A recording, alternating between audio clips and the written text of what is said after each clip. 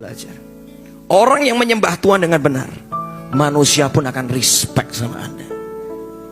Karena engkau berkenan kepada Allah, maka kita dihormati manusia. Beda ya?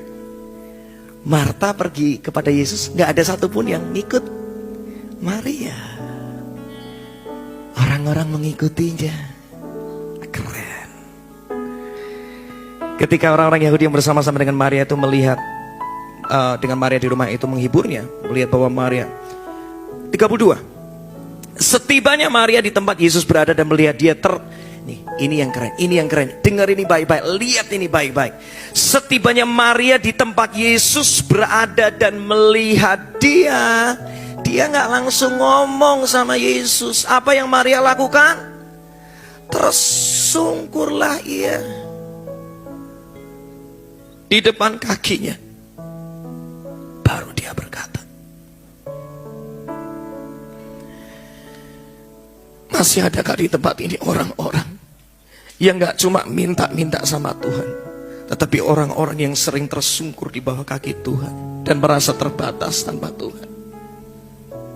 Kalau memang masih ada di situ, imanmu iman yang besar dan Tuhan akan menjamah kehidupanmu. Kau akan membuat hati Tuhan tergerak.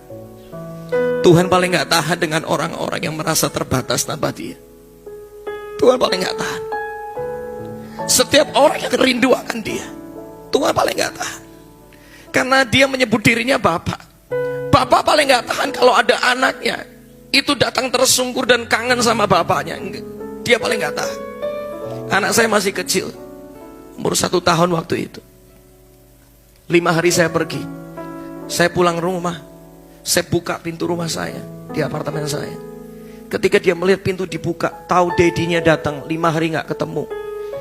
Dia dengan tertatih-tatih, mainannya disingkirkan. Dia berjalan dengan tertatih-tatih karena belum bisa jalan dengan benar. Dia cuma datang sampai akhirnya dia datang ke kaki saya. Dan dia cuma angkat tangannya. Dia belum bisa ngomong, tapi saya tahu bahwa anak saya kangen sama saya.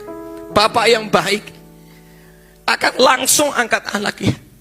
Dia langsung kasih anak di bahunya dia. Itu yang saya lakukan siang itu. Ketika anak saya peluk di sini, saya nangis. Saya tahu Bapak pun di surga seperti itu buat kita. Cuma orang-orang yang merasa, Tuhan, aku perlu Engkau. Gak kaget kasih Tuhan akan memenuhimu siang hari ini. Kebaikan Tuhan akan berlimpah di hidupmu. Cuma orang-orang yang berani tersungkur yang akan melihat Tuhan bekerja. Kita akan lihat, dan kita akan selesai di sini. Tuhan pesannya sama. Marta ngomong hal yang sama, tapi kita lihat sesuatu yang berbeda di sini. Tuhan, sekiranya Engkau ada di sini, saudaraku pasti nggak mati. Tuhan, pesannya sama nggak? Sama. Doanya sama, tapi respon Tuhan berbeda. Waktu Maria ngomong, waktu Marta ngomong, Yesus cuma ngomong-ngomong aja, tidak terjadi apapun juga. Tetapi ketika Maria yang ngomong, ayat 33, tercatat, ketika Yesus melihat Maria menangis, dan juga orang-orang Yahudi yang datang bersama-sama dengan dia, maka apa? Maskulah hatinya. Hati Tuhan gak tahan. Dia sangat terharu. Ia sangat terharu ketika ada orang-orang yang mau menghampirinya dengan segenap hati. Tuhan gak bisa tahan, gak bisa. Karena dia Bapa yang baik. Karena begitu besar kasih Allah akan dunia ini, anaknya yang tunggal aja dikasih buat kita, supaya kita yang harusnya binasa, kita beroleh hidup yang kekal. Dia kasih semuanya. Tapi permasalahannya, hari-hari ini jarang ditemukan penyembah lagi. Jarang ada orang-orang yang mau tersungkur di bawah kaki Tuhan dan berkata, Tuhan, aku butuh Engkau. Bukan karena aku butuh Engkau, tapi aku rindu Engkau. Ketika keintiman itu hilang, maka kekuatanmu akan sirna. Ketika keintiman itu hilang, maka pengharapanmu juga akan sirna. Tetapi orang-orang yang melekat sama Tuhan, firman Tuhan ngomong kayak gini, carilah Tuhan, maka engkau akan hidup. Cuma orang yang mencari Tuhan yang akan hidup. Saya akan segera selesaikan. Ia sangat terharu dan berkata ayat 34, di manakah dia yang kamu baringkan? Jawab mereka, Tuhan marilah dan lihatlah. Maka menangis. Maka apa? Menangislah Yesus ayat 35. Yesus sampai nangis, dia gak tahan. Dia gak sabar untuk mengangkatmu. Dia gak sabar untuk menolongmu. Cuma masih ada gak lutut yang mau berserah? Masih ada gak tangan yang terangkat dan masih percaya sama Tuhan? Saya akan tutup dengan pesan yang sederhana ini. Kita buka untuk menutup pesan ini. Lukas 10 ayat 38. Saya cuma kepingin sharing ini, menutup ini. Kuncinya di sini. Kuncinya di sini. Kuncinya di sini. Lukas 10.